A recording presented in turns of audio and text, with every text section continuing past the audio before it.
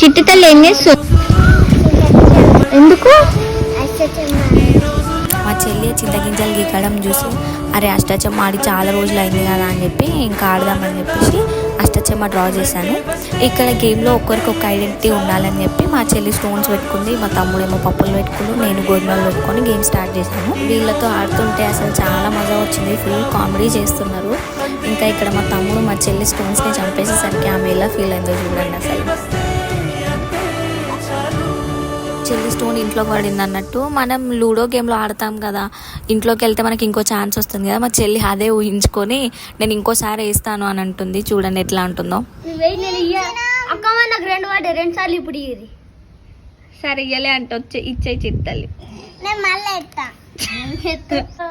Finally నాది ఒకటి grain ఇంట్లోకి పోయింది అనుకునే లోపే మా చెల్లి ఇంకో గ్రెయిన్ ని చంపేసి అయిపోయింది. మా తమ్ముడేమో ఫస్ట్, మా చెల్లి సెకండ్, నేనే లాస్ట్. అది